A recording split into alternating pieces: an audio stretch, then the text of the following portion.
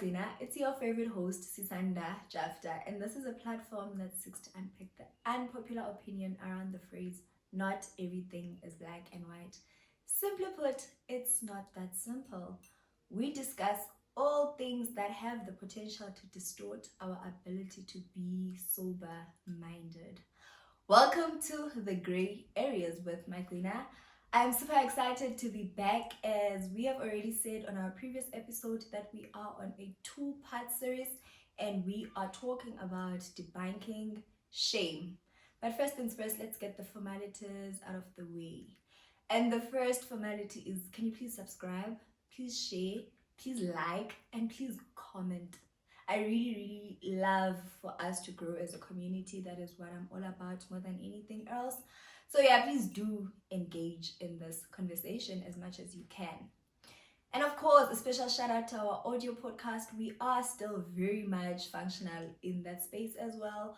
If you prefer running or whatever you do when you don't have to watch, by all means, we are still available on Spotify, Apple, and Google Podcast, I think. You'll confirm. But yeah, we are very much available on audio podcast. And of course, please sign up to our newsletter. Actually, please go follow me on Instagram, our page at The Grey Areas with Magdalena. That's where you'll have all the details of what is happening in this community. And if you just scrolled and you're like, who's this gorgeous girl? Welcome. This is a very nice platform. You are more than welcome to be here.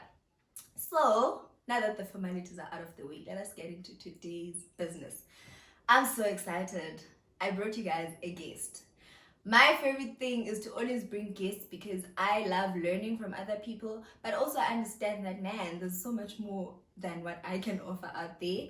So I'm super excited about that, and help me welcome our guest, Tiisetso Kgomo, the gorgeous girlie. You look so beautiful, Thank you. Mama. You look Thank you. really good. Thank you so much. And thank you for coming. I'm excited to be here. I'm happy that you agreed to be here. Yeah, I wouldn't have said no. You had it for yourself. I'm sure it's the love for the cheese. It is definitely for y'all. Thank you. Thank you so much, ma'am, for being here.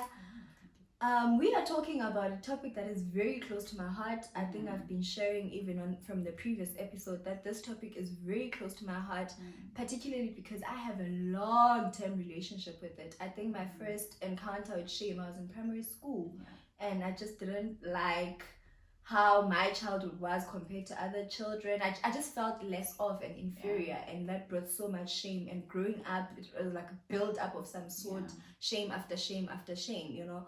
And over time, I've realized that this is not a way of living. Like you cannot build your life on fear and shame and all of that. But I've also noticed that shame sticks a lot. Could be the smallest tiny thing, and shame has found its way in your heart and you are ineffective and all of that. So that is the conversation we were having on our first part of this series. And please go check it out if you have not. Yes, please. So that is what we are talking about today. And particularly what we will be talking about is navigating shame. And I could not think of anyone to have this conversation with. Because I'm shameful. You. Not even. I could never. Even if you tried. You need to put it out there. Even if you tried. I think let me first introduce you. Before we get into it, and you know, and people are like, but who's that? Like, who are you? Who is? We have a beautiful guest here, Tiisetso Kgomo, who has her own YouTube channel. Please go check it out. That's where she talks all things healing, lifestyle, and faith. And she is an author of a book called Purpose in Pain. We will put in the details in the description. Please go purchase the book. It is very helpful around healing and just confronting yourself and having good conversations with yourself, transformative conversations. Yeah, ma'am. And she has a very beautiful baby called Beauty in Transparency. I don't know if it's still a baby. Beauty of Transparency. It's old now. It's old now. 6 years. 6 years, yeah. That's Still a very, baby. very progressive, doing really great things. They had an event recently, a Yeah. worship night and a feast dinner, Yeah. communion Back to with the the garden. Lord, back to Yeah. the garden. That was really, really epic. It's really I nice. wish I was there, but You'll be there next year. definitely without a shadow of doubt. You better be there. I am definitely coming. Yeah. So yeah, this is Tiisetso, a Yeah. very lovely woman In a of God. nutshell. And she's Yeah. a woman of God. I She love just the word. snaps the word of God like this. La Chop, chop, Branda. chop, chop, chop. And of course, she's not good for me, as you can see. I'm chilled. I don't know what she's doing. So yeah, Yeah. ma'am. I want us to have a conversation around shame. Let's do that. And I think the first question I have for you is, what is your relationship with shame right now? Right now. Mm-hmm.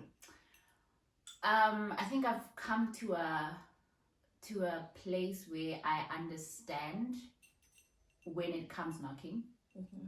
and there are days where I can, keep it out. Mm-hmm. There are days where I kind of leave the door open for it to come in. Okay. But I'm also, even when it comes in, I have a way of identifying that this is shame speaking and not me necessarily. Sure. And it took a while for me to get here. Mm-hmm. So my relationship with it now is, I know you're there, but I'm not letting you in. You don't have a say. Yeah, you don't Like have I a say. see you. I Kind of see thing. you trying to come in and Mhm. stay, but you're not gonna stay. You're not gonna stay. I Yeah. get that a lot. Mm. Okay, that's interesting. So this conversation might just start on a very high note and we'll ease out of it. Yeah. We'll see how it goes. Yeah, absolutely. So tell me, what is your first encounter with shame? Like, when was the first encounter you had with shame? My first encounter with shame. I have a lot running in my head. I wanna know. I'm trying to figure out which one to say, but I can say when I fell pregnant out of wedlock, being Christian, Ooh. and falling pregnant 2 months after getting ordained Oh my God. as a minister, and having to deal with myself and guilting myself, shaming myself for what can I say? I could put it as disappointing the Lord, and also dealing with other people's disappointment as well. I had mentees, my mentors, so having to come back and face those people and the church itself, that's when I met shame. Sure. And it comes in like it wants to be your friend, to be like, and I always say that in the beginning I had so much anger, and that's how it comes in. Okay. And disguises itself to be like it's on your side. Look at everybody else. The church needs to treat you in a certain way. Why are they doing this? And then when you're alone, it says, yeah, you're the bad one. Sure. You're the one who deserves to be treated like this. You were out there on Facebook and social media saying, hey, sex before marriage is wrong. Look at you now. But when it started out, it was like, now let's remove everybody. Isolates you. It isolates you in a way, and then leaves you with your thoughts. And then it starts coming in to say, you're useless. The Lord cannot use you. This is who you are. You're a hypocrite, basically. Sure. And that was my first encounter with shame. No, I've never viewed it the way you put it, that it makes you believe that you guys are friends, and then in closed doors it does the most. Because with me, I also fell pregnant out of wedlock, and I remember being so stubborn that I don't care what everyone else has to say, because I'm trying to survive. I don't care if you think, like, I just felt like I don't have time for shame, for being shamed by you. When in actual fact, I then had to deal with shame. And for the longest time, I was confused. Where is this shame coming from? Because I didn't allow anyone to shame me. Facade of, hey, how are you shaming me and all of that? And yet it still sticks. Yeah. Because it catches you when you're alone. Sure, I've never. And there's nobody else to blame but you in that moment. Sure. Yeah. That's an interesting take. Yeah. So how did you navigate that season? It was hard. It was very hard, because by the time shame comes and knocks and sits with you, it's too late. And by the time you've allowed it to do that, it's too late. Like, I'm not saying you can't come out, but it literally has a feast with your thoughts. And I stayed there for a while. Even the whole facade of being angry at people stayed with me. So when I'm alone, I'm shaming myself. When I'm outside, I have this what do you even talk about? The Bible says this, the Lord has forgiven me, but I couldn't believe that when I'm sitting alone with shame whispering in my ear. So for a while, I stopped going to church for a while, or being committed to a church. I would church hop, sit at the back, and somehow when you start believing these things that shame puts in your head, and you start now thinking people can see it, then you want to be at the back. Although yes, to the people who know what's going on, you're coming out as this, I'm fine, me and God, we're good. But when you go to other places, you think people can see it. You think it's written all over you. And I learned then that this is literally what the enemy wants. I always say that, I learned this, that the enemy will use your voice and not his to keep you in a place, or to keep you stuck. So instead of saying, Sisanda, or you say, him saying, Sisanda, you did bad, the thing that you did is bad, it will say, I am bad. So what you hear is, I am the terrible one, I am the one God can't use, I am filthy, I am. So the minute you hear I am, you are literally feeding it and starting to live it in some way. So I had to now learn how to not to let those thoughts become me, or me become the thoughts. I had to now find a way to combat the thoughts. So when he says, but you're a hypocrite, and I will say, but yeah, I know I sinned, but the Lord has forgiven me. Now I had to do the work to believe that the word says that I'm forgiven. And that took a long time. I was about to ask that, because it was a long time ago, and you've grown. 7 years ago. Okay, 7 years ago. Did you have immediately that mental capacity to say, I need to fight back? No. I need to speak back the word of God. How was the relationship and the dynamic of shame and you at the time? How did it look like? I think in the beginning, I didn't know it was shame. Okay. I didn't know that's what it was doing. So I lived with it. It was my reality. It was part of me. It became part of my personality. Then even my anxious thoughts, I thought it was part of who I am. But it was just what I knew, what my spirit knew, trying to teach what my mind doesn't know. And I become anxious at the sound of me being terrible, being whatever. So those things became, I thought it was my personality. I thought, I'm just naturally an anxious person. I keep to myself. I don't like people that much, and I sit in my room alone. But in actual fact, it was shame finding its home in me. And it took a while. It took I didn't get this aha moment in the first year, not even in the second year. I had to encounter a big scandal again for me to realize that, no, but this is not normal. I'm living in the words of what I'm hearing in my head, and I'm like, something's not adding up between what I'm reading in this word and what's happening in my head. Something's not adding up. And that's when I started drawing back and pulling away from whatever I heard and trying to say, but this is what I know. It took a while, because it won't happen overnight. It doesn't happen overnight. I mean, it can, but it barely happens. I wish it happened overnight, because, I wish you could take a pill and it would be gone. But you're also dealing with, I'm saying, I could just be saying right now that my first encounter with shame was then, but it could be something that happened also back then that I'm carrying into this new incident. Now you're expecting all of that to be undone in 2 days or a day. It's impossible. And it's like, you've been building this wall all your life through shame, and you knew it to be okay. You knew it to be you, like I said, your personality. And then now suddenly you're like, but this is not right. It's not going to happen overnight. I like that. You spoke about the second scandal, but before we go there, and I mean, after answering this, you can also just touch base to that as well. You had just gotten ordained. What were the implications of that for you, and how did you now rise back into preaching or speaking about the word of God? Because I believe that at the time you were a ringleader of some sort. Yeah. Jesus says purity. Jesus this, Jesus this, Jesus that, and now you are downcast, saying, "Whoa, how dare you speak?" The shame says that. How dare you speak? And yet you spoke. What was the question again? So many things in my head. The question is, how is the bounce back from shame to you still coming up to say, "Hey"? So I bounced back in spite of the shame. Okay. So I'm not gonna say I bounced back because I didn't shame myself anymore. The shame was there, but then now I was working harder to make sure that I don't live according to what shame was saying.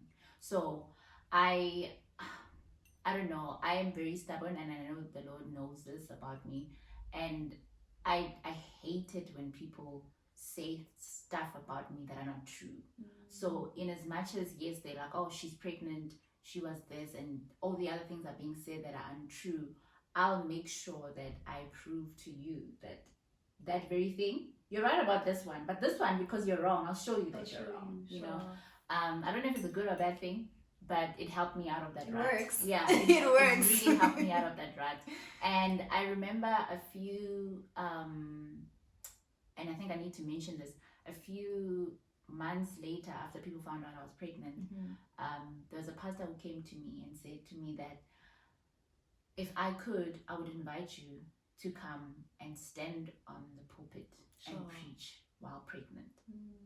Because in that moment, I think God was like, your gift is not invalidated by this, so let me walk you through this one, you know. And it was such a freeing statement that he said to me, and I carry that even today. And not so that I can misuse grace, but also to recognize that even in the falling, I still come out victorious either way, you know. And I remember thereafter, then I got my groove back and I started talking. I remember my first status after hiding, I said to people that sex before marriage is wrong. And people came at me. Brave, man, brave. Oh, look who's talking. You're a fine one to speak. And I'm like, but that doesn't change the truth. And I had to say that to the people and to myself, to say that even in your defending yourself, you can't defend yourself outside of what the word is saying. The word still says, yeah, you're pregnant, you had sex out of wedlock, but the word still says 1, 2, 3, and that sticks. And the only thing that will keep you out of this shame cycle is sticking to the truth. Yes, it is sin, but yes, grace is also sufficient. And both of those two are true. Yeah. And it takes a lot of bravery to do that, because I think one of the things shame does very well is to silence you. It does.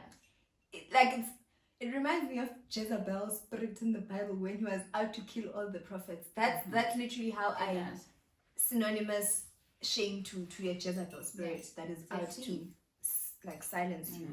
And so it was very brave of you to go out there and still speak and start with the truth. And it's as if you're addressing the first elephant in the room to say, voila, by the way, while we're here, yes, you don't have hold over me, because sometimes I already know it.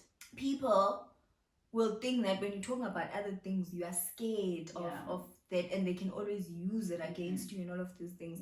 So I really, really like that. And then you said I must answer the second. Yeah. That's what I was going to say. What was then now your progression with shame? How? Okay, then I think I dealt with it, and I think a lot of people. I had a conversation actually just on the pregnancy out of wedlock thing. I had a conversation with another lady who fell pregnant in the same church. Okay. And we were talking, and she says to me, "But at least the person who made you pregnant married you eventually. So now we're here. You know, you can cover up, and you know." And I said that for a moment, I thought maybe I can't relate to the pain she's feeling. But then I had to come back and be like, but it's still the same. Sure. I still encountered the same kind of shame from the same sin. Sure. Although yes, we may not, experience it the same. The pain of it is not the same. And maybe some people think getting married also just kind of eases up everything. For me, it was the beginning of the end for me. Sure. Yeah. So getting married with my mind cluttered like that was maybe the cause of why I got divorced in the first place, because that was in the foundation, you know. And when I got married, and I remember saying that to my friends, and I'm like, I don't want my child to be born with a different surname. So that was my fuel to get married. I even said when we got blessed, that I told the pastor, I'm like, if you want to tell people I'm pregnant, you can. That's on you. I was just quiet the 3 months because I had complicated first trimester and whatever. But if you want to tell them, you can. I'm not trying to hide anything. Sure. But if you don't tell them, that's on you as well. And yeah, that's a story for another day, because he ended up not blessing us. No. Okay. So yeah, but even in that, it fueled to the shame. What shame was telling me that no one wants to bless you. Like, why are we blessing? Who do you think you are, Wena? Yeah. You know, you want people to be tainted in this your sin that's making you, or you want to defile other people and what they believe in and whatnot. So yeah, that's a story for another day. Absolutely. So we got blessed in a very different way. But even that, I mean, I had to actually confront myself that, am I getting married because I'm pregnant, or what's going on? Like, there was just a lot of questions I had to ask myself. But at the core, it was like, oh no, we're gonna get married anyway. We were gonna get married anyways. Yeah, it's just fast track. We're just doing formalities. Yeah. And also, there's the whole thing of, okay, do I give birth and then where does my child go? Do I stay alone with the child, or are you gonna stay with me? My family's not gonna allow you to fat and sit. Yeah. So might as well. But anyway, story for another day. But I don't think it eased the shame. Okay. But it kind of shut other people up. For me internally, no. Sure. Externally, yeah, people were quiet. Focused on other things. They're like, she's married. Okay. Then obviously they'll count later, but the baby's born 1, 2. Like how? Hey, what about your count? December, January, February, June. And then you account for a premature. This is a preemie. Oh, wow, what happened? The account for a premature. Yeah. So they were silent until the birth, you know. So I didn't have to deal with the external shame per se, but the internal one. And I think even my ex-husband had to deal with the shamed Tiisetso, in a way. Sure. And then my second encounter with shame. I'm now married. And I just gave birth. So I have this disease of, when things hit me, I feel them for a few seconds and I move. Okay. If we don't have time, we will see when we get there. Yeah. If it gets there. If I let myself get there. So 8 months later, I gave birth. 8 months later, I fall pregnant again. And at that time, my husband and I, my husband then, were like not financially stable. And then I tell him, I'm like, this thing says I'm pregnant. And he says, no way. Sure. Like, how are we gonna support this baby? And I thought to myself, we had just had like a huge fight about money. So I still had that trauma as well. So I'm just like, yeah, so what are we gonna do? Are we gonna get rid of it? Like, okay, yeah, we're gonna get rid of it. He drove me to the hospital. We aborted the baby. Sure. I'm married. A lot of people, when a lot of people think abortion's like, oh, we're going to, you know. But now shame has become home for me. You know, it's like, it doesn't matter. It's like, it's already told me that you're already far gone. What is abortion going to do? It's going just going to add on to who you are already, you know. And even though I didn't see it that way then, but when I sat back and realized those words were uttered by me, that maybe we should get rid of it, you know. I'm the one who said them, but I'm like, where does it come from when I was very set on being against that, you know? So it does play with your psyche, it does play with what you believe, it does play with who you truly are. And then, so then that happened, and again, it's self-shame. The most painful thing that you can experience is the shame of self. Everybody else can talk. They'll talk about the next person. They'll forget about you. They'll talk about you, and they'll go to the next person, and then they'll forget about you. Obviously, when they see it's like, oh, is that why I'm not bushing? Yeah, but that's where it ends. Sure. But you are with yourself 24/7, and you are talking to yourself 24/7. So that one is literally digging a grave for yourself. Sure. Having to deal with self-shame is like digging a grave for yourself. You're literally taking yourself into that hole, and I had to deal with that. Now it's like the reminder of, oh, you're the girl who fell pregnant out of wedlock. You are now the girl who murdered somebody. Who do you think you are? Sure. Like, where do you think you're going to end up? What is this Christian thing even like? Like, what are you doing? Like I said, hypocrite, you know. And I was from a long time ago, I was a firm believer of exposing things that are in the dark, putting it in the light so that they don't have a hold on you. And but I couldn't do this one for a while because I'm like, this is huge. How do I explain this? And then you know what the enemy does? He brings other people's stories. It's like, Mang, you looked up to her. She also did it. You start finding out that other people. And then it's kind of like just like a lullaby, like, you see, you're not alone. You're all terrible. Like, you're terrible, but everybody else is terrible. So you're okay. Good. So you can live with the sin. Squad. And it makes it feel like it's okay now, but it's not. You know. And then until I came to a point where I was going to share, I shared it with a group of my friends. We're in the car, and I told one of them, I blurted it out. I don't know what we were talking about. I just said, I had an abortion. Obviously now it's like, what? Wait, what? I think I had texted one of the friends separately, so she knew, and she was driving, so it was cool. We didn't die. It's the other two that were in the car. They were like, oh snap. And then for me in that moment it was like, oh, here you are again among your squad, the one who fell pregnant out of wedlock, the one who killed now, who aborted a baby. You don't even belong here. Do you know how saved these people are? They're like holy, and you there, the black sheep already that was like eating at me. Sure. And I'm like, I shouldn't have told them. How are they gonna look at me? What are they gonna say? But they graciously took it. I hope. What their response wasn't like, how dare you? Things happen. What are we moved up? I don't even remember talking about that thing ever again. Sure. But even in that shame, and I think it's a pattern in my life, even in that, the Holy Spirit then started speaking to me about the beauty of transparency. Okay. And that's when it was birthed, after that whole shame experience. So it takes me back to the whole thing of, yes, you are going through this, and you've done this, but the gift cannot be revoked. It's still there. And I still want you to bring people to the truth that, yes, there's sin, but there's grace that's sufficient, but there's a God who wants you to walk away from the sin. Yeah. Let's talk about beauty of transparency a bit. Yeah. In this context. Just in case. Okay. I believe that from the name itself, you were about having conversations that are transparent enough. Did you feel like at the time of your pregnancy, abortion, there wasn't that space cultivated?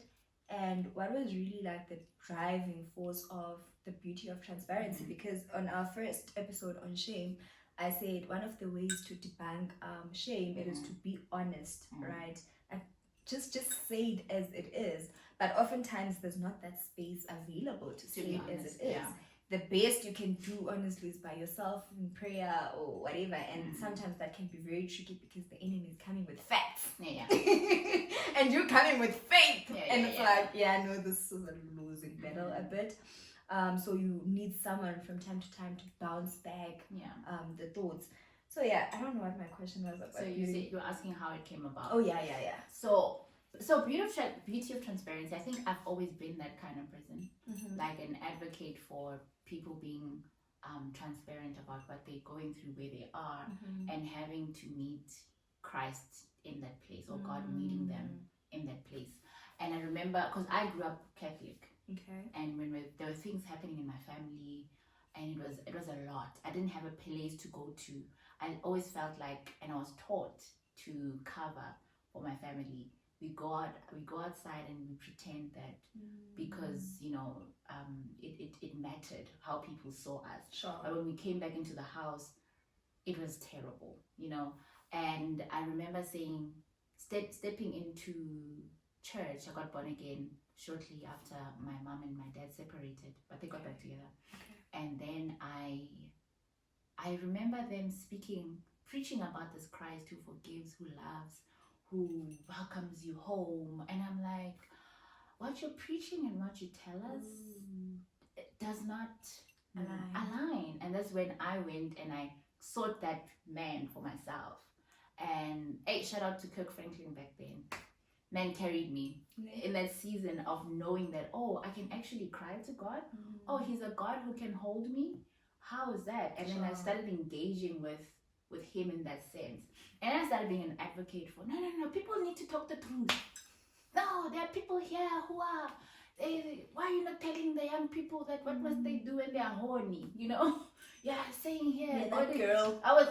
But tell us the truth. Tell us, what do you do? You pastor, you. And then, but eventually, because I was a broken girl, and I was thirsty for a place to cry out, and I created that space. And I remember we had a camp called Broken to Peace, and then we gathered people and we cried, we prayed, and I felt like this is what we need. Yes, we need to eat the scrolls, we need to prophesy, but we need our souls to be well as well. And then I've always been just this person, and I always knew that I had the grace to have people be open to me. But even in that, I had to know that there's a big difference between being transparent and being vulnerable, and I had to learn that while we were going with the beauty of transparency, that yes, I'm very good at relating or relaying my story, the events of my story. Okay. But having to sit down with you and to say, these events made me feel like this. Sure. Now that's where the vulnerability comes in.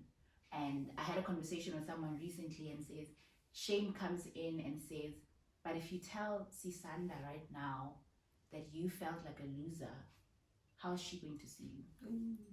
Now you're afraid that Sisanda will echo the words that shame is echoing to you. So you don't become vulnerable, but you become transparent. Like, yeah, I got raped. You're like, oh, shame, sorry. It's nothing. That's where it ends. Because you don't want them to add anything else that agrees with shame. Yeah. Sure. Yeah.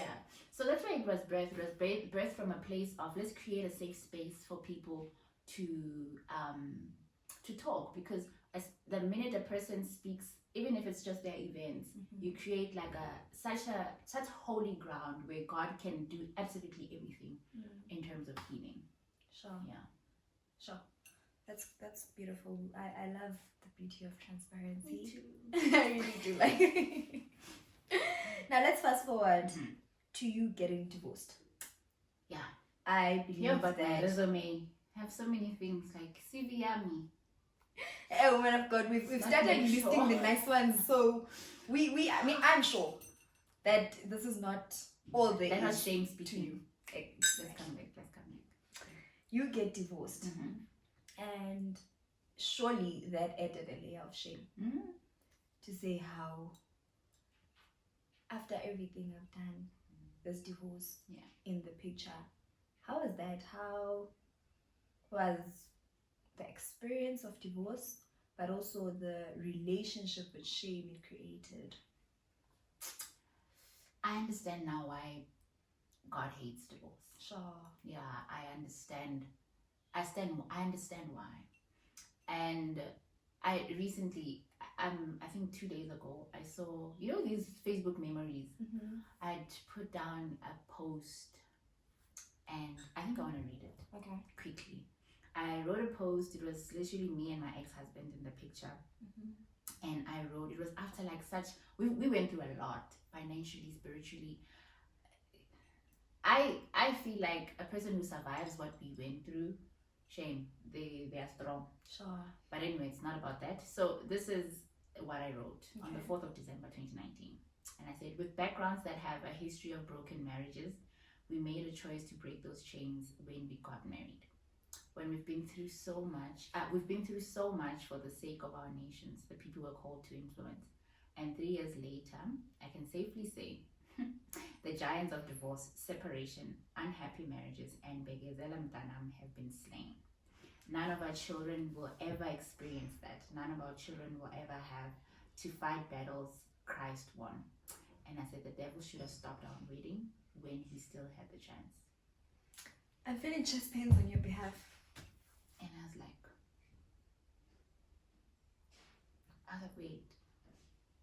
wait, what?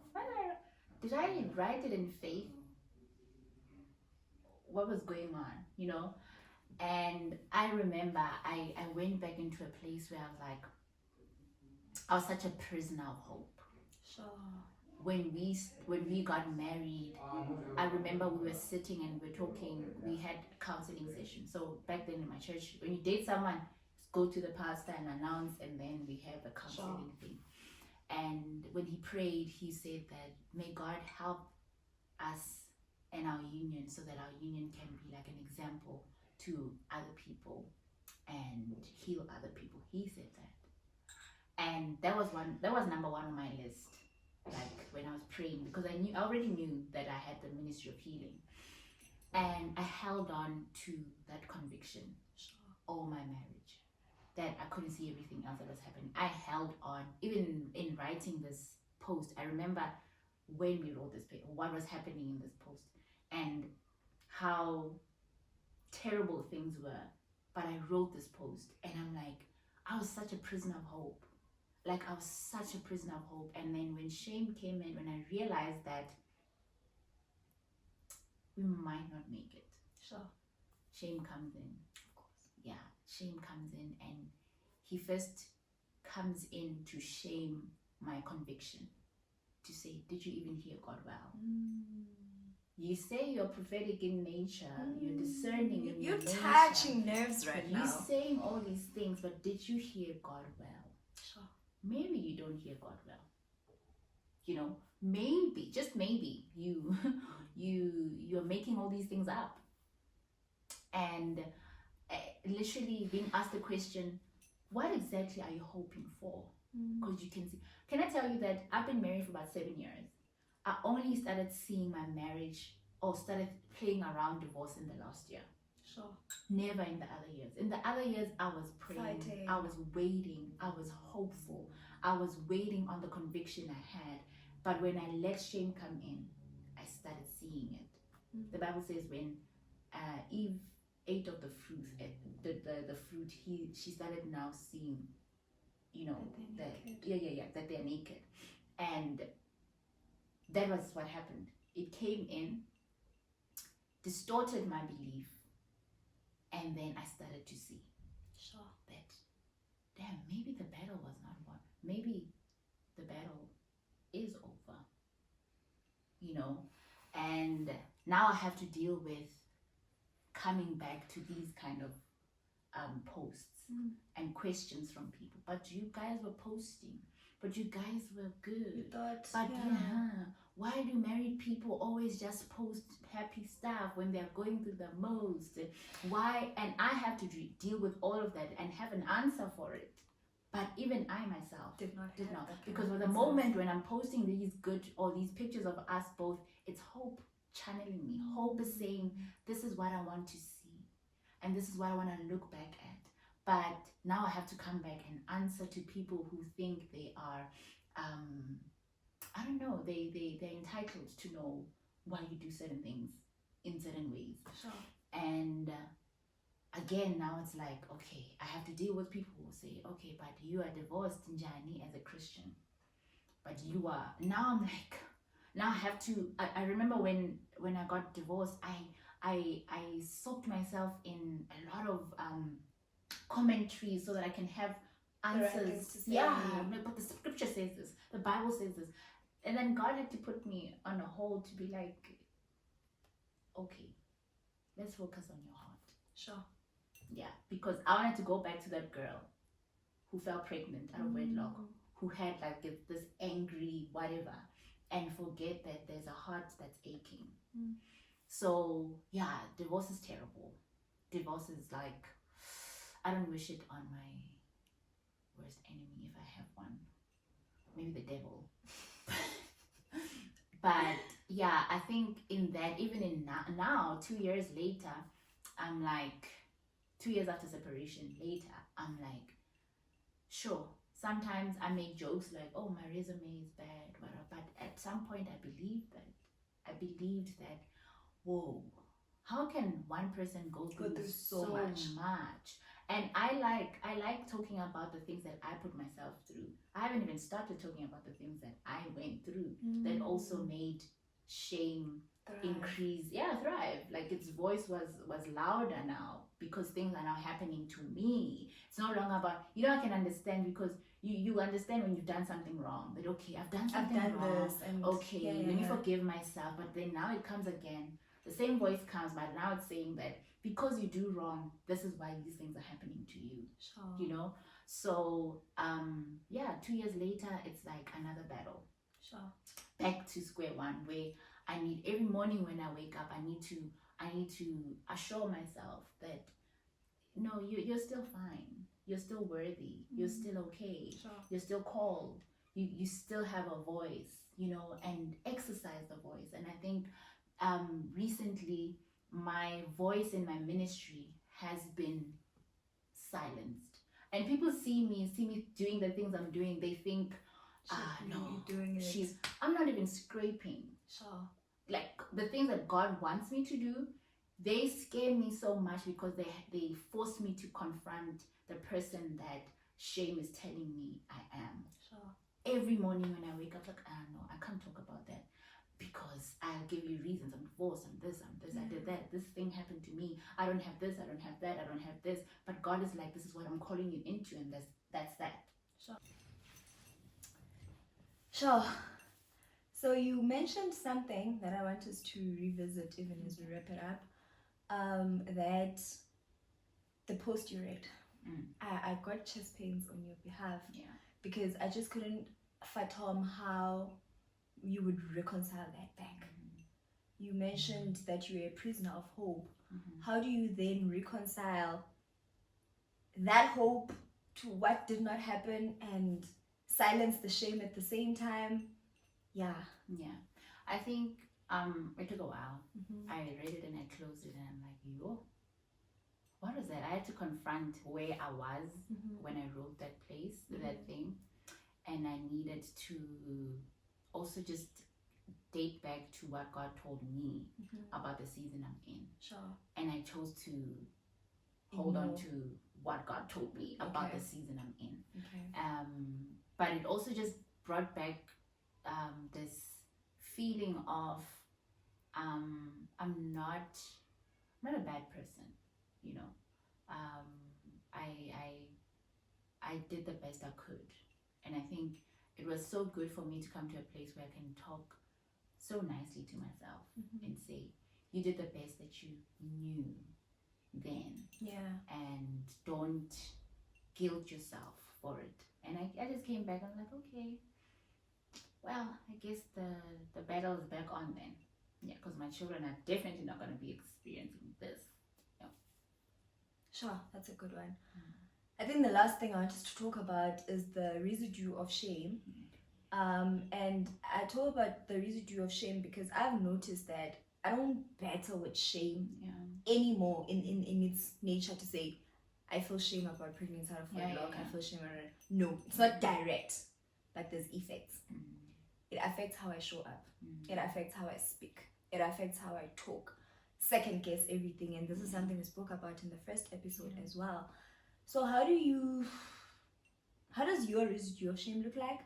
And how do you navigate that? I think I'm fairly, I think I'm where you are, where it doesn't, I always say that when something happens, it kind of reminds you of all the other times where shame came in, and like I said in the beginning, you asked me what's my relationship with shame now. I recognize when it wants to come in, Okay. and I come back to it to be like, no, we've been here, you know. And it's very hard. It's very difficult at times, because some people, like I was saying to people, like, just because you're self-aware or you're aware of something, it doesn't mean the work is done. Ooh. There's a lot of work that needs to be done after being aware. Sure. For instance, if we use the same illustration of the shame coming in, if shame of the person wants to come in, it's your responsibility to go close the door, you know, and make sure that you lock the door. If there's any other opening, you make sure you're closing that. So, and it's hard work. It's tiring also sometimes. But I think people shouldn't think they have not done the work just because shame started to knock. Yeah, it will knock, but it depends on what you're doing. Yeah. And it leads me to something. I know I said I'm closing. I really am about to close. It leads me to something I've been meditating on, and this is something the enemy has used in my life to paint shame around healing. And I had to study healing in the Bible, because I'm like, nah, the devil's playing too much now. And I've noticed that there are 3 types of shame, healing in the Bible. There's a place where Jesus heals people instantly, like boom, you are healed. And there's times where you heal as you go, and that those that go without knowing, but they heal as they go. So it's like, it's a process. Okay, the first one is healing instantly. The second one is you are healed, but go still, like carry your mat. So you carry the evidence of what you were going through. So this is where you talk about these things, and then the third one is you heal as you go. And I've noticed in the Christian community that the only healing that seems to be recognized is the instant healing, especially around emotional matters. So much that people who are in these 2 categories are shamed often. And I know you've received a lot of backlash around, why are you talking about your story? Why are you creating these platforms? Why all of that? So how do you navigate those kind of backlashes and own your story? Because also you start comparing to, okay, but Lord, there's people you really heal instantly. Like, there's people who are not in this ministry. There's people not doing it the way I'm doing it, but we are all Christians, we're all saved. So I think I'm asking here issues around comparison, owning your story, and what gives you comfort and rest in knowing that I'm called for this. I think I say this even in the Purpose in Pain book. Like, there's a part where we talk about understanding your story. Okay. Coming to a place where you understand who you are, why you are, and what you're supposed to do with what you are. Sure. Eliminates the element of comparison. Okay. Because now you're set on, this is what Tiisetso is supposed to do. No matter what happens, if I look left and look right, and I see that the hand is waving and you're the leg, you continue being the leg, you know. But you won't do that if you're not sure, if you're still doubting whether you're the leg or you're the eye or you're the hand, or, you know. And knowing that even in the differences that you see around you, you are all working as one body. And understanding your role in the body will eliminate, literally, and it's not an easy thing to do, because we're human. You see other people doing other things, you're just like, oh, why is my story? It's taking so long. It's been 5 years, but you know, I only have 2 followers. You know, people are not subscribing. Guys, subscribe. don't feel our fear or shame, but you know, but understanding the reason why. Sure. Understand your story. Understand. For me, I stand here confidently saying, I hate the things that happened to me. I hate the things that I've done. I hate what I'm going through right now. But when I'm sitting down and I'm full on BOT mode, and I see how everybody else can relate to my story, not just relate, but it aids them in some way, helps them maneuver whatever space they're in, then I'm like, I better not move from this person, because this person has so many people who are waiting for her to, you know, bloom where she is, you know. So I had to come to a point, and I think God also just revealed this a long time ago, that this is where you're supposed to be. But now, because when you are still heading to that place, there are things that you know, come across and whatever, you know, and you think maybe that's not what God is saying. but understand why God is revealing this thing to you, to say this is who you are and this is how I'm going to use you, and hold on to that like your life depends on it. And because it probably does. Because it does. It probably does. And the funny thing is, it's not even just your life that depends on Everyone it. else. It's our lives. Sure. Like if you didn't have this podcast, then what? Sure. Like how are we supposed to know how to navigate shame? You know, how to present our stories the way we should, you know? Sure. So understand your story and own it. Like it is yours, and there's no one who can live it the way you should be living it. Sure. God is not stranded. Kid you not. If you don't come and you do the GA thing, somebody else will do it, but it's still not you. Sure. Still not your voice. Sure. Yeah. I like that. Thank you so much for your time. Thank you. This was good. Very good. I have a lot, but because of time, like, yeah. I talk too much. No, I love it so much. Mm-hmm. Thank you so much for your time. We won't do the icebreaker, close breaker, whatever, because a lot we have shared, and it would be nice for people to just go ease out, meditate, and think about your story. How far are you with owning your story? Areas in which shame has spoken louder than it should have, and how you closing that. And I think if you can give us parting words, what would you say concerning this topic? I think your story matters, despite what shame is telling you. It's healthy to have conviction, but it's unhealthy to stay in shame. So let God convict you on things that you're not supposed to be doing or whatever. But don't let shame keep you from walking your story. Sure. Yeah. I like that. Thank you so much for being here. And of course, GA Squad, thank you for listening up until this point. See you next time. And don't forget to subscribe on Tiisetso's channel. Follow her on Instagram. Follow her page of Beauty of Transparency. And let's grow community. And of course, subscribe here. Like, please. Thank you. Bye, guys.